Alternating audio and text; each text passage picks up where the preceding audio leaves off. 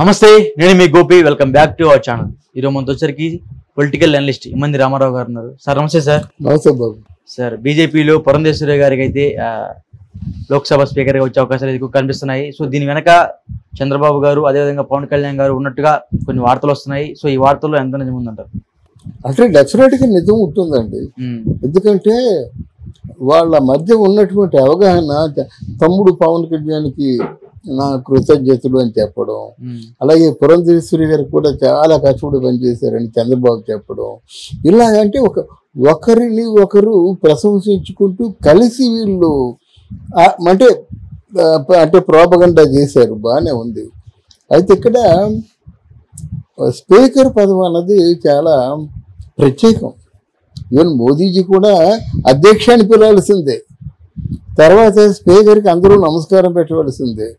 అంటే న్యాయ నిర్ణేత ఎలాంటి వాళ్ళు అట్లాంటి వ్యక్తి స్పీకరు.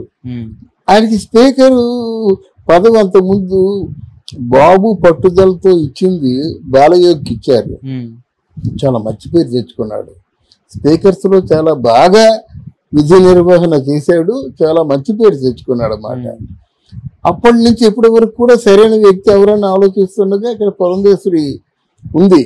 కొంత పురంధేశ్వరిని బాబు పవన్ సపోర్ట్ చేశారన్నది విశ్వసనీయ వర్గాల వారి ద్వారా మనం తెలుస్తోంది.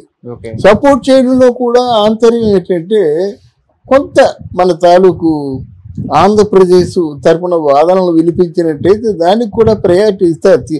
మిగతా రాష్ట్రాల వారు ఎవరైనా స్పీకర్గా ఉంటే సిట్ డౌన్ అంటారు, అది మన పరిధిలో లేదంటారు, అది మన చట్టంలో లేదంటారు, ఏదో ఉంటుంది మాట. కానీ కొంచెం వాడు స్పీకర్ అంటే స్పీకరే కదా, ఆ టైం ఇవ్వడం కానీ స్పేస్ చేయడం కానీ, అంటే నిష్పక్షపాతంగా వ్యవహరించాలి. అట్ ది సేమ్ టైం అందరికీ కూడా స్పీకర్తో సత్సంబంధాలు ఉంటాయి అన్నమాట. దానివల్ల కొన్ని పనులు చేయించుకునే అవకాశం కూడా ఉంటుంది. అది కూడా చంద్రబాబు నాయుడు ఆలోచించుంటాడు, పవన్ కళ్యాణ్ కూడా ఆలోచించుకొని ఉంటాడు అన్నమాట. ఈ ఫీడ్బ్యాక్ కానీ మోదీకి ఇవ్వకపోతే నిర్ణయించేస్తారు. ఆల్రెడీ స్పీకరు పురంధేశ్వరి, దానిలో డోకా లేదు, ఆవిడకి ఆ స్థానం ఇచ్చేసారు అన్నమాట. దీని వెనుకున్నటువంటి క్యాండిడేట్ అంటే ఎక్కువ వీళ్ళు ఎవరున్నారంటే, ఇక్కడ చంద్రబాబు నాయుడు వీళ్ళు ఇప్పుడు మాట్లాడుకుంటున్నారు. చెల్లి అక్క, చాలా మంది ఏమనుకుంటారంటే పురంధేశ్వరి చిన్నది అనుకుంటారు, పెద్ద ఎనలిస్టులు కూడా అలాగే చెప్తారు, మంత్రులు చెప్పేస్తారు అలాగే. కానీ పురంధేశ్వరి కంటే భువనేశ్వరి చిన్నది. ఆ భువనేశ్వరి పురంధేశ్వరి చాలా కాలం మాటలు లేవు. వాళ్ళ మధ్య ఎప్పటి నుంచో గొడవలు కదా. చంద్రబాబు నాయుడు, వెంకటేశ్వరరావు వీళ్ళిద్దరూ తూర్పు ఒకరైతే పడమర ఒకరు కదా. ఎన్టీ రామారావు దగ్గర ఈయన ప్లేస్ కొట్టేద్దామని ఈయన చూశాడు వెంకటేశ్వరరావు, ఆయన ప్లేస్ కొట్టేద్దామని ఆయన చూశాడు. బట్ పరిపాలనలో మాత్రం ఈజ్ ఎ గుడ్ ఎగ్జిక్యూటివ్ ఎవరు బాబు, కనుక పరిపాలన సౌలభ్యం కోసం ఆయన్నే ప్రిఫర్ చేశాడు. అప్పటి నుంచి యాంటీగా ఆయన వస్తూనే ఉన్నాడు. ఆయన సెటిల్డ్గా ఉండలేడు వెంకటేశ్వరరావు గారు. కోపం ఎక్కువ, కోపం రాజకీయాల్లో పనిచేయదు. కోపానికి రాజకీయానికి చాలా దూరం. మరి ఇప్పుడు ఈరోజు కోపం పవన్ కళ్యాణ్కి ఉందా కదా అంటే, పవన్ కళ్యాణ్ తాలూకు కోపం ఒక బేస్తో ఉంటుంది. నా అమ్మని తిట్టావు, నా భార్యను తిట్టావు, నా పిల్లల్ని తిట్టావు, చంపేస్తానట్టు అన్నమాట. అది కోపం నాకు అనిపించదు. ఇక్కడ ఆ విధంగా వెంకటేశ్వరరావు గారు ఆయన ఒప్పుకున్నాడు, నా కోపం ఎక్కువ, తర్వాత నాకు బాధ అనిపిస్తుంది అని చెప్పి. అది ఎలా ఉంటుండగా వీరిద్దరి మధ్య పొత్తులు లేవు, మాటలు లేవు, ఏమీ లేవు. ఈ మధ్యకాలంలో వాళ్ళు కలుసుకున్నారు అన్నమాట.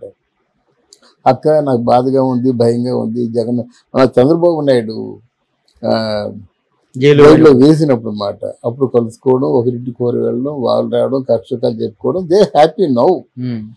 అప్పుడు ఏంటంటే మధ్యవర్తులు ఏమైనా చేస్తారు కదా.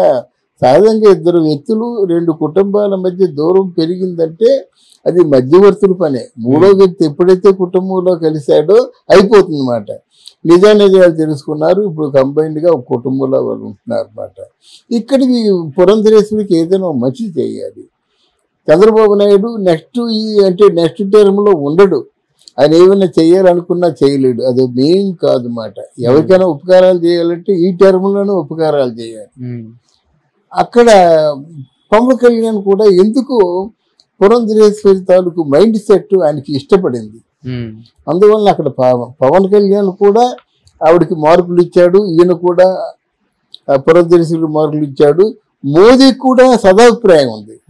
ఈ 3 మైండ్లు కలిసాయి కాబట్టి పురంధరేశ్వరి ఈనాడు స్పీకర్ గా ఉంటుందన్నమాట. చాలా మంచి పదవి, అత్యధికమైనటువంటి వాల్యూ ఉన్న పదవి అన్నమాట. అందువల్ల మనకి డెఫినెట్ గా వీళ్ళిద్దరూ వెనక ఉన్నారని విశ్వసనీయ సమాచారం అనుకుంటున్నారు. అదే జరిగింది, అది ముందు నుంచి అనుకుంటుంది. బయట ఏం వార్తలు వస్తున్నాయంటే పురంధేశ్వరి గారిని సోము వీర్రాజు తొక్కేసాడు అన్నట్టు వార్తలు వస్తాయి. బయట సోము వీర్రాజు చెప్తే సోము వీర్రాజుకే లేదు కదా అక్కడ. నేను రికమెండ్ చేశాను అనుకోండి, నాకు వాల్యూ ఉంటే నేను రికమెండ్ చేయగలుగుతాను. ఇక్కడ సోము వీర్రాజునే పట్టించుకోలేదు కదా బీజేపీ వాళ్ళు. అంటే సోము వీర్రాజు డిమాండ్ చేస్తేనే RRR సీటు దక్కలేదంట రఘురామరాజుకి సీట్ ఇవ్వకపోయినా అది వాళ్ళ తాలూకు అమాయకత్వం అనుకుందాం. పెద్దవాళ్ళ కదా గట్టిగా మాట్లాడకూడదు. రఘురామరాజు లాంటి ఒక మోన్యుమెంట్ ని సీట్ ఇవ్వకపోవడం ఏంటండి, అది ఇక్కడ ఎవరో వాళ్ళు చెప్తే ఏం చేస్తారు, అది కాదు. ఆయనకు కూడా కొంచెం ఏంటంటే గట్టిగా పోట్లాడే వాళ్ళకి ఏ పార్టీలో కూడా ఏ మంచి నాయకుడు కూడా పక్కన కూర్చోబెట్టుకోడు. అదే చేశాడు మనకి కేసీఆర్.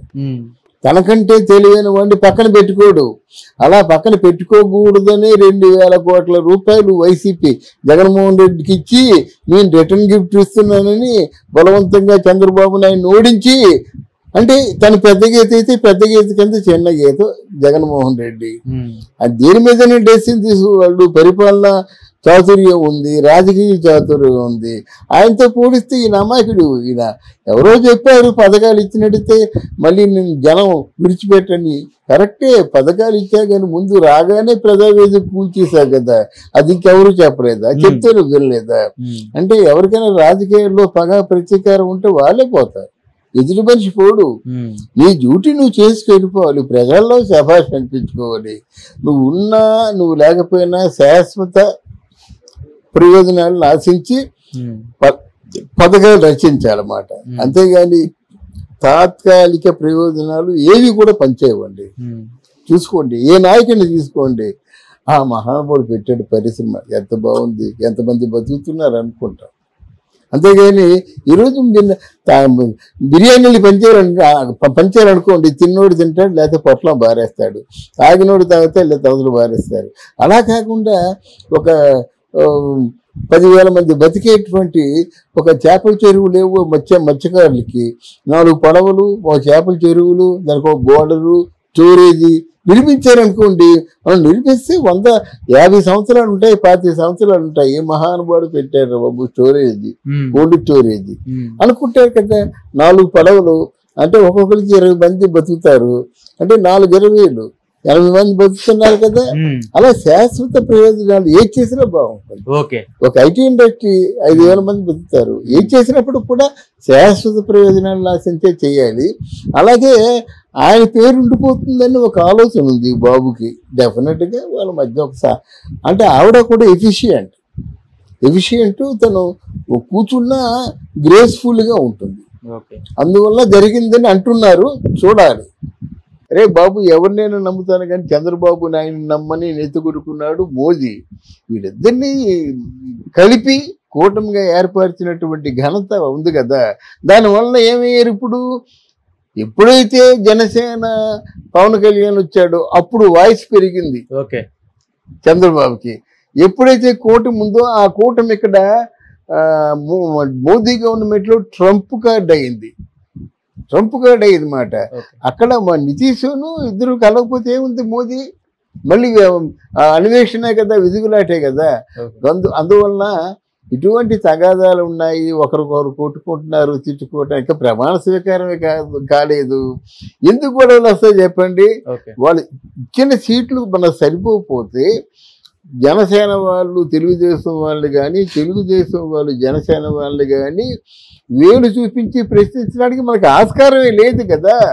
ఆ 12వ తారీఖున వాళ్ళు ఎవరెవరిని ఎలాగ ఎంపిక చేస్తారో, ఏ శాఖలు ఇస్తారో, అసంతృప్తులు ఎందరో, తర్వాత నెక్స్ట్ ఆల్టర్నేటివ్ ఉంటుంది కదా, మినిస్టర్స్ ఎన్హాన్స్మెంట్ ఉంటుంది, ఎమ్మెల్సీలను ఎంతమందిని తీసుకుంటారో, వాళ్ళకి ఎవరిని మినిస్టర్లుగా మళ్ళీ వాళ్ళు ఎంపిక చేసుకుంటారో ఇవన్నీ ముందుంది. Okay sir, thank you sir. Thank you అమ్మా, థ్యాంక్ యూ వెరీ మచ్.